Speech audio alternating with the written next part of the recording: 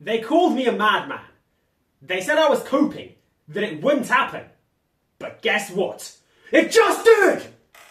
Today's Yu-Gi-Oh! OCG stream confirmed that more of Daichi Misawa's cards are getting taken from the anime and put into the real game. Unfortunately, still no Fire Dragon, but what we did get is even more of his Magnet Warriors. Yep, that's right. Linear Magnum and Omega Plus were just the beginning. And luckily for you guys, your boy does speak Japanese, so I'll be going over what each card does and what is in store once they come over to the West. Let's do this! Before we get into what each new card does individually, I'm going to give a quick overview of the direction Misawa's Magnet Warriors and the Magnet Warrior archetype as a whole is headed. First of all, the big question I'm sure is on everybody's minds. Can these new Magnet Warriors work with the old ones we already have? And unfortunately, I can't say that it's a yes. Because there is so much synergy, it would have to be at least a quadruple yes. That's right. Yugi, Atem, and Misawa can all team up in this new deck, which makes me very overjoyed because they're my favourite characters in all of Yu-Gi-Oh!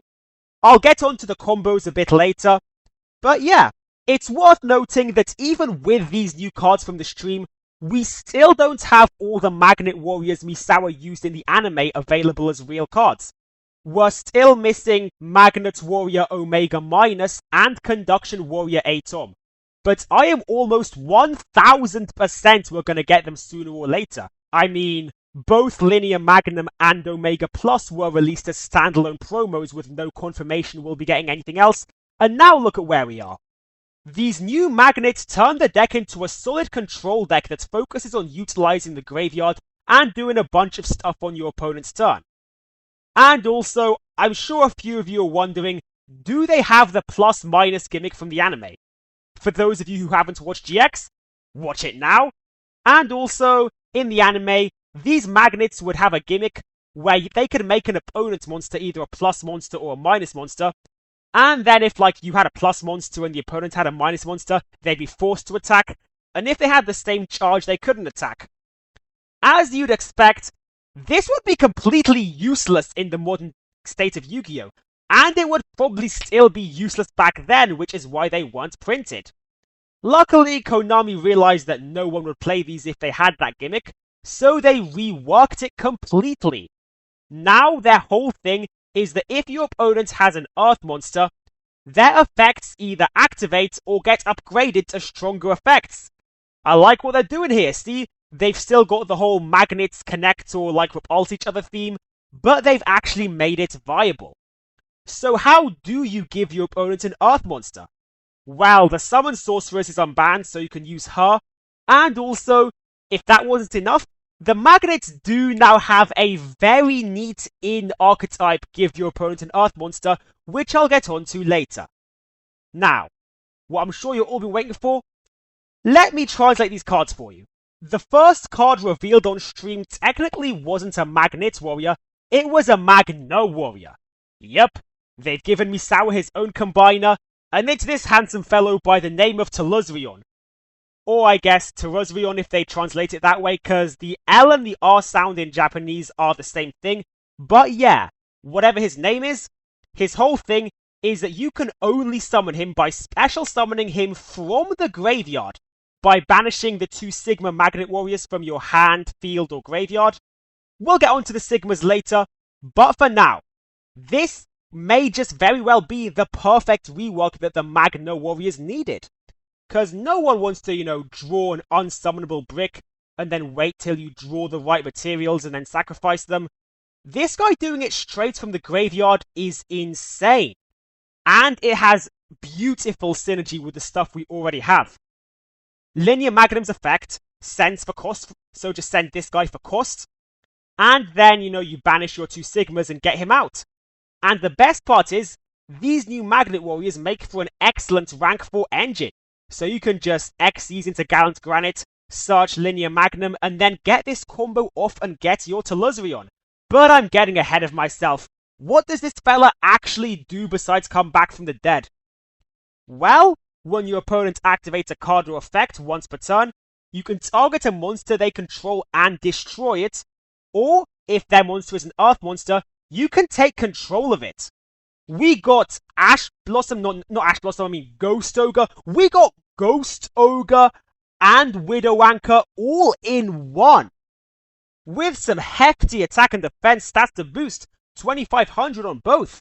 So yeah, this card is kinda nuts. And also, during your opponent's turn, you contribute it to special summon both of your banished Sigmas, so the cycle can repeat itself, you know? I like it a lot. Speaking of the Sigmas, let's get into them now, starting off with Magnet Warrior Sigma Plus. His first effect is that while you control an Earth monster, monsters your opponent controls have to attack the Earth monsters, so I guess you could like protect your XCs like Daigusto Emerald from destruction. And also, while your opponent controls an Earth monster, you choose who that Earth monster attacks. Bit of a IRL-friendly recreation of the anime gimmick, which I do appreciate. But that's not why you run this fella. You run this fella for his third effect. If he's sent to the graveyard, you can target one level 4 or lower magnet in your graveyard, and you can either add it to your hand or special summon it. That was the Sigma Plus. Now it's time to look at his brother, the Sigma Minus, who is a lot stronger to say the least. You can fusion summon a fusion monster by revealing him in your hand, which is insane. And also, if he's normal or special summoned, you can send a Magna Warrior from your deck to the graveyard, which is of course another way to set up your Tellusrion. And to like keep with the theme of like modernizing the anime plus minus gimmick, once per turn, if an attack's in... sorry, I can't speak today. If there's an attack declared involving only Earth monsters, you can negate that attack. Lots of lovely control things and combo pushing, just the way I like it. I mentioned earlier that there was an in-archetype way to give your opponent some Earth dudes. Well, here he is. The fusion monster Conduction Warrior Plasma Magnum. To summon him out, you need 2 Earth rock monsters, which are insanely generic requirements, and it does encourage you to play your Magnet Warriors with some other rock support, like Adamantitators and Koakimeru. I can sense a beautiful pile deck coming up, but yeah, what does this fella actually do? Well, when he's fusion summoned, you can add 1 magnet spell to your hand, which is very much appreciated given that the magnet spells we currently have are custom cards. They just weren't that good because before, Magnet Warriors didn't have enough jazz to just be their own deck, but now that they do, I can definitely see this effect being nasty. And his next effect is the important one. All monsters on the field become Earth. It's Stealth Kraken 2.0. We are out here shutting down people's attribute-related plays and setting up our own magnet-related plays. And as for his third effect, it's even more getting Tellusrion in the bin. You can send a Magna Warrior from your deck to the graveyard to normal summon 1 level 4 or lower Magnet Warrior monster. We're out here extending like crazy. If you are unsure how you get out Summon Sorceress with like the magnets, now you know. You can flood the field with these magnets, especially when you consider that the Electromagnet Warriors like the Yugi and Atem retrains, their whole shtick is when they're summoned, you get even more magnets to your hand. This is getting nuts! Oh, and it's funny I mentioned magnet spells, because we now have a new one that is probably the best card out of all the ones revealed. And it's got a very fitting name for Misawa's deck. It's called Magnetic Bonding. Hell yeah! And it's a quick play spell so it can feed into the whole your turn, nope, my turn angle that they're going for. And when you activate it during the main phase, you can activate one of the 3 effects, and we have a bunch of good ones to choose from. We can either add a Linear Magnum to our hand, or add a Magnet Warrior to our hand. We can add a Magna Warrior to our hand, or, the most important one, we can fusion summon a fusion monster by shuffling rocks from the hand, field, graveyard, and banish pile into the deck. No matter what, We are all summoning Plasma Magnum with this one. It's cracked. And let's not forget that Plasma Magnum is far from the only fusion monster magnets have. We've always had Imperion Magnum, an Omni Negate with 4,000 attack and 4,000 defense. Amazing stats, amazing effect, but he's always been a pain to summon out because of his stupid requirements. You need both of the original Magna Warriors, and yeah, that's kind of running 2 bricks in your deck. But now, with these new Magnet Warrior cards, Imperion is viable from the very first turn. And here's how. All you need is Alpha the Electromagnet Warrior and the new Magnet Bonding spell. You're going to summon Alpha, add your first Magna Warrior, set the Bonding spell, do your other stuff, and then wait until it's your opponent's turn. And when it's your opponent's turn, you are going to use Alpha's other effect to tribute it to summon out Epsilon. And then Epsilon's effect happens. You're going to get to send another Magnet Warrior from your deck to the graveyard. So of course you're going to want to send one of your Sigmas or your Omega, or just something that does anything in the graveyard, and then summon back your Alpha. Alpha's effect will trigger again, of course, because it's a new turn. You're going to add the other Magna Warrior, and then you're going to flip over that quick play spell card, because it's quick play. And you're going to be all like, I declare the fusion effect. Shuffle back your Magna Warriors, and boom! Imperion Magnum is here to negate and crush your opponent's forces. So what can you run with Misawa's Magnet Warriors to make them even better? I've mentioned Adamancipators, I've mentioned Korakimeru, I think I've also mentioned, yes, Summon Sorceress, but there are some I haven't mentioned yet. As you've noticed, there's a lot of banishing going on with these fellas, and they're a rank 4 engine. So of course, Infernal Flame Banshee, Nemesis Flag, and then you can go into either Thunder Dragon Colossus or Arch Nemesis Protoss. How are you going to get out the Protoss with only Earths?